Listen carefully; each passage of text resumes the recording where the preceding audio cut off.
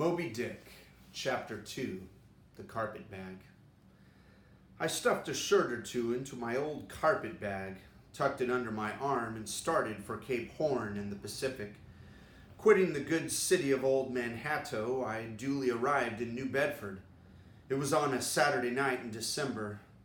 Much was I disappointed upon learning that the little packet for Nantucket had already sailed, and that no way of reaching that place would offer till the following Monday. As most young candidates for the pains and penalties of whaling stop at this same New Bedford, thence to embark on their voyage, it may as well be related that I, for one, had no idea of so doing, for my mind was made up to sail in no other than a Nantucket craft, because there was a fine, boisterous something about everything connected with that famous old island, which amazingly pleased me. Besides, though, New Bedford has of late been gradually monopolizing the business of whaling, and though in this matter poor old Nantucket is now very much behind her, yet Nantucket was her great original, the Tyre of this Carthage, the place where the first dead American whale was stranded. Where else but from Nantucket did those aboriginal whalemen, the Red Men, first sally out in canoes to give chase to the Leviathan? And where but from Nantucket, too, did that first adventurous little sloop put forth, partly laden with imported cobblestones, so goes the story, to throw at the whales in order to discover when they were nigh enough to risk a harpoon from the bowsprit. Now, having a night, a day, and still another night following before me in New Bedford, ere I could embark for my destined port, it became a matter of concernment where I was to eat and sleep meanwhile. It was a very dubious-looking, nay, a very dark and dismal night, bitingly cold and cheerless. I knew no one in the place. With anxious grapnels I sounded my pocket, and only brought up a few pieces of silver. So, wherever you go, Ishmael, said I to myself as I stood in the middle of a dreary street, shouldering my bag, and comparing the gloom towards the north with the darkness towards the south, wherever in your wisdom you may conclude to lodge for the night, my dear Ishmael, be sure to inquire the price, and don't be too particular. With halting steps, I paced the streets and passed the sign of the crossed harpoons, but it looked too expensive and jolly there. Further on, from the bright red windows of the Swordfish Inn, there came such fervent rays that it seemed to have melted the packed snow and ice from before the house, for everywhere else the congealed frost lay 10 inches thick in a hard asphaltic pavement, rather weary for me when I struck my foot upon the flinty projections, because from hard remorseless service the soles of my boots were in an almost miserable plight. Too expensive and jolly again, I thought. I, pausing one moment to watch the broad glare in the streets and to hear the sounds of the tinkling glasses within. But go on, Ishmael, said I at last. Don't you hear? Get away from before the door. Your patched boots are stopping the way. So on I went. I now, by instinct, followed the streets that took me waterward, for there, doubtless, was the cheapest, if not the cheeriest inns. Such dreary streets, blocks of blackness, not houses on either hand, and here and there a candle, like a candle moving about in a tomb. At this hour of the night, of the last day of the week, that quarter of the town proved all but deserted. But presently I came to a smoky light proceeding from a low, wide building, the door of which stood invitingly open. It had a careless look, as if it were meant for the uses of the public. So, entering, the first thing I did was to stumble over an ash box on the porch. Ha, thought I, ha, as the flying particles almost choked me. Are these the ashes from that destroyed city, Gomorrah? But the crossed harpoons and the swordfish?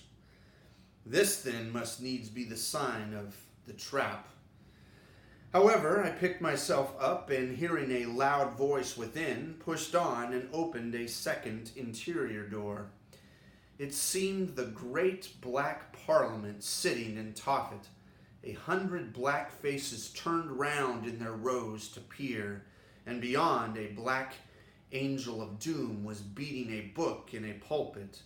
It was a Negro church, and the preacher's text was about the blackness of darkness, and the weeping and wailing and teeth gnashing there. "Ha, Ishmael," muttered I, backing out. Wretched entertainment at the sign of the trap. Moving on, I at last came to a dim sort of out-hanging light not far from the docks, and heard a forlorn creaking in the air, and looking up, saw a swinging sign over the door with a white painting upon it, faintly representing a tall, straight jet of misty spray, and these words underneath: "The Spouter Inn, Peter Coffin." Coffin? Spouter? Rather ominous in that particular connection, thought I. But it is a common name in Nantucket, they say, and I suppose this Peter here is an immigrant from there. As the light looked so dim, and the place, for the time, looked quiet enough, and the dilapidated little wooden house itself looked as if it might have been carted from the ruins of some burnt district, and as the swinging sign had a poverty-stricken sort of creak to it, I thought that here was the very spot for cheap lodgings and the best of pea coffee. It was a queer sort of place, a gable-ended old house, one side palsied, as it were, leaning over sadly. It stood on a sharp, bleak corner where that tempestuous wind Euroclydon kept up a worse howling than ever it did about poor Paul's tossed craft. Euroclydon, nevertheless, is a mighty pleasant zephyr to anyone indoors with his feet on the hob quietly toasting for bed. In judging of that tempestuous wind called Euroclydon, says an old writer, of whose works I possess the only copy extant, it maketh a marvellous difference whether thou lookest out at it from a glass window, where the frost is all on the outside, or whether thou observest it from that sashless window, where the frost is on both sides, and of which the white death is the only glazier. True enough, thought I, as this passage occurred to my mind. Old black letter, thou reasonest well. Yes, these are the windows. Yes, these eyes are the windows, and this body of mine is the house. What a pity they didn't stop up the chinks and the crannies, though, and thrust in a little lint here and there. But it is too late to make any improvements now. The universe is finished. The copstone is on, and the chips were carted off 1,000,000 years ago. Poor Lazarus there, chattering his teeth against the curbstone for his pillow, and shaking off his tatters with his shiverings. He might plug up both ears with rags and put a corncob into his mouth, and yet that would not keep out the tempestuous Euroclydon. Euroclydon, says an old Dives in his red silken wrapper. He had a redder one afterwards. Pooh. What a fine frosty night. How Orion glitters. What northern lights. Let them talk of their oriental summers, of their oriental summer climes of everlasting conservatories. Give me the privilege of making my own summer with my own coals. But what thinks Lazarus? Can he warm his blue hands by holding them up to the grand northern lights? Would not Lazarus rather be in Sumatra than here? Would not he far rather lay himself down lengthwise along the line of the equator? Yea, ye gods, go down to the fiery pit itself in order to keep out of this frost. Now that Lazarus should lie stranded there on the curbstone before the door of Dives, this is more wonderful than that of an iceberg. This is more wonderful than that an iceberg should be moored to one of the Moluccas.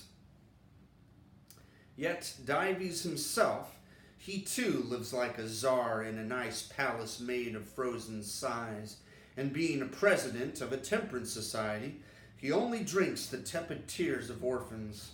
But no more of this blubbering now. We are going a whaling, and there is plenty of that yet to come. But let us scrape the ice from our frosted feet and see what sort of place this Spouter Inn may be.